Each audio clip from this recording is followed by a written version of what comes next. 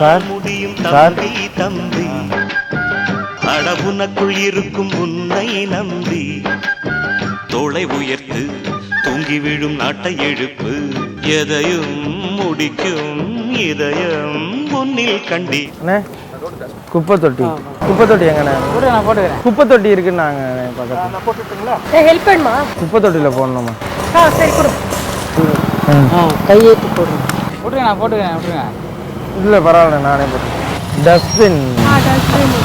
Dustbin is behind you. நன்றிங்கண்ணே. ஐயா இதில் என்ன போடுங்க, பக்கத்தில் போட்டு குப்பை தொட்டி எங்க?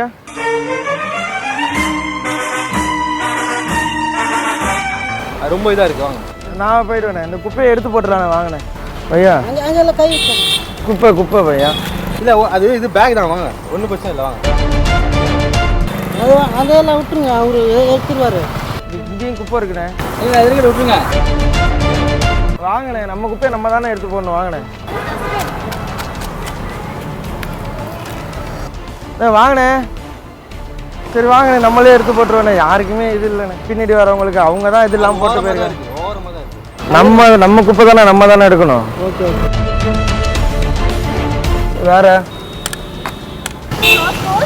நோ மேம், எடுத்து போட்டுருவேண்ணே. அவங்களுக்கே அக்கறை இல்லைண்ணே கொஞ்சம் கூட யாருக்கும். அது ஓரமாக சந்துக்குள்ளே தான் இருக்குது, ஒன்றும் பிரச்சனை இல்லை, வாங்க. இது ஒரே குப்பையா இருக்குண்ணே. அதெல்லாம் படிக்காத முட்டாளுன்னு பல பேரு சொன்னானுங்க, அதனால குத்தாம் என்ன அண்ணாச்சு.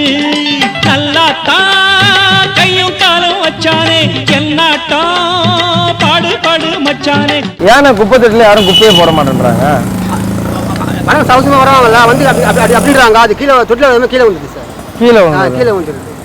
சரி, நீங்கள் மோஸ்ட்லி இந்த மாதிரிலாம் பார்த்தா எடுத்து போட்டுருவோம் சார். கையிலேருந்து நீங்கள் இந்த மாதிரி எங்கே குப்பை வெளில இருக்கிறனாலும் எடுத்து குப்பை தொட்டில் கொட்டிடுவீங்க? போட்டுருவோம் சார், கண்டிப்பாக.